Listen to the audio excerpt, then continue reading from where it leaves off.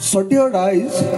Egidin Guti, Okomor, Gawe Gawe, Manu Bilake, Smart Meter to Kulikuli. Sorkare Kuraidias. One electricity bill Bahisani, Hosake Bahisani, Bidutor bill Bahisana. Smart meter Lokuar Pasot bill Karkar Commission. Bill Koma Manuhor Winke yet Kimanase. Smart meter location in Aplacopine. Loquana. If a location and I call yet Loquina. Huh? Etialake Loquana no yet. Good day or commot man smart meter to or common Manuhor could Japi dise. একদম হদিয়াৰ পৰা গোলাঘাট মানলৈকে এতিয়া পুৰা লগাই আছে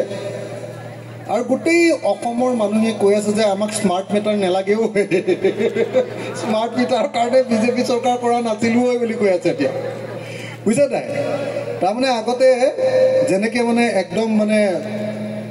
ব্ৰিটিছৰ দিনত যেনেকে নাঙলৰ ওপৰত কৰ লগাইছিল তামুলৰ ওপৰত কৰ লগাইছিল এতিয়া বিজেপি সৰকাৰখনো কি কৰিছে এতিয়া ঘৰে ঘৰে মানুহৰ ওপৰত কৰ লগাই দিছে মুখ্যমন্ত্ৰী সদায় কয় যে নহয় মইতো সবকে 1250 টকাকে দিছো অৰুণোদয়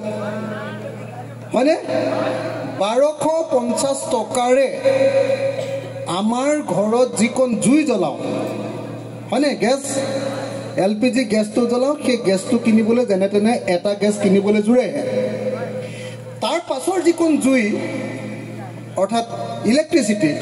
মানে লাইটটো জ্বলোৱাৰ পইচা কোন আকৌ আমাৰ পৰা লুটি লৈ গুছি গৈছে এতিয়া হয়নে নহয় আপোনালোকে দেখিবলৈ পাব যে বিজেপি চৰকাৰ অহাৰ পাছত অলপ আগতে মই যেতিয়া বগীবিল দলংখন পাৰ হৈ আহিছো পাৰ হৈ আহোতে আমাৰ ড্ৰাইভাৰজনে হঠাতে গাড়ীখন ৰখাই দিলে মই কিবা এটা পঢ়ি আহিছিলো এই অসম চুক্তিৰ 6 নম্বৰ দফাৰ কমিটিৰ কিবাটা মুখ্যমন্ত্ৰী দিয়া ৰিপৰ্টৰ কিবাটা কপি এটা পঢ়ি আহিছিল মই গম পোৱা নাই হঠাতে গাড়ীখন ৰখাই দি কলে ভৰিলো এনেকৈ কলে মোক কি ভৰিলে তাৰপিছত চাই দেখিছো ইফালে চাই দেখিছো যে এখন একদম লাইট লগা গাড়ী এখন সাইডৰ পিনে ৰৈ আছে আমাৰ গাড়ীখনৰ ফটো তুলিছে নেশনাল হাইৱেত আমি 60 কে বেছি স্পিডত অহাৰ কাৰণে আমাৰ ওপৰত 2000 টকাৰ ফাইন লগাইছে কথাটো বুজিছে 2000 টকাৰ ফাইন লগাইছে গাড়ী আজিকালি এনেকৈ লাইট লগা গাড়ী এখন ৰাস্তাত ৰৈ থাকে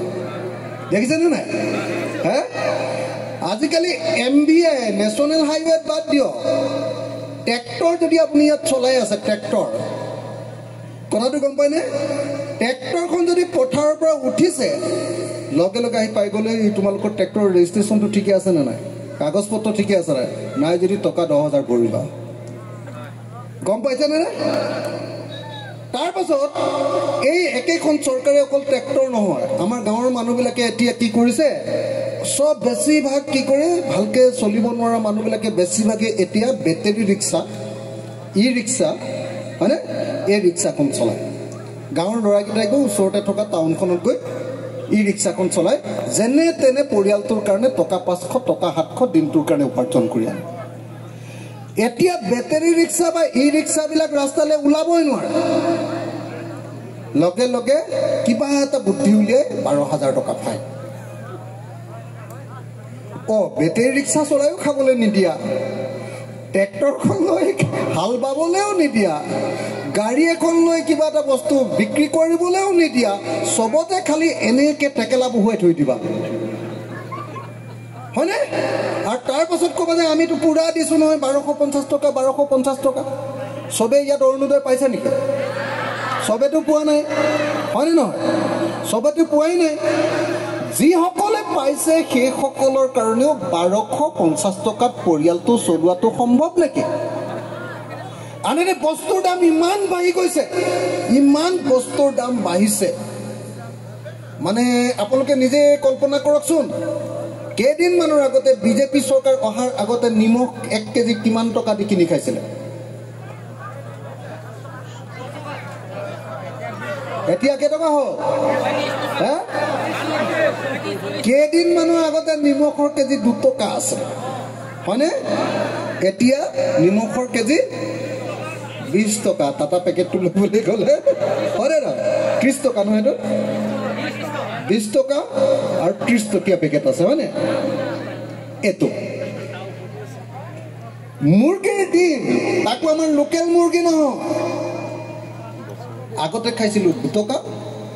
এতিয়া কেই টকা হ'ল হা 8 টকা 10 টকা নেকি আৰু চাৰ্ট এতিয়া লৈ গ'লে 10 টকা হা ব্ৰইলাৰ মুৰ্গীৰ দাম এটা মুৰ্গীৰ দাম 10 টকা এটা মুৰ্গীৰ কণীৰ দাম এটা মুৰ্গীৰ ডিমৰ দাম 10 টকা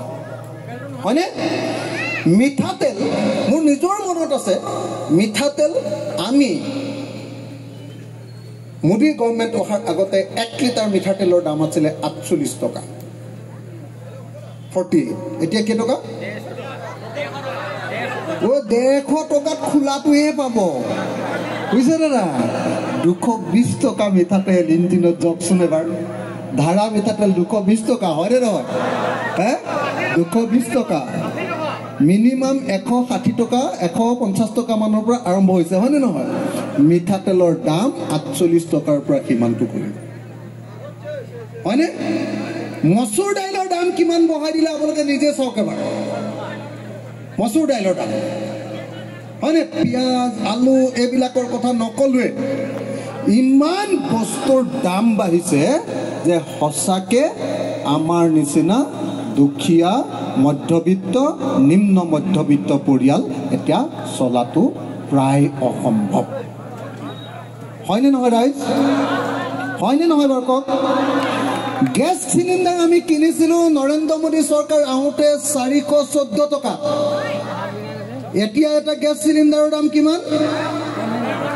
হা একদম আটাইতকৈ বেছি কৰি দিছিলে 1152 টকা 1152 টকা হওঁতে 1300 টকা মানতহে ঘৰত পৰি হয়নে নহয় হয়নে তো শ্ৰদ্ধেয় ৰাইজ সেইকাৰণে এটা কথা আমি সকলোৱে মনত ৰাখিব লাগিব যে চৰকাৰ অকল টিভিত ভাল ভাল ভাল ভাল বুলি কথা কৈ থাকিলে নহ'ব প্ৰথম কথাটো হ'ল যে দুখীয়া শ্ৰেণীৰ মানুহবিলাকক ভালকৈ চলিবলৈ এটা ৰাস্তা দিব লাগে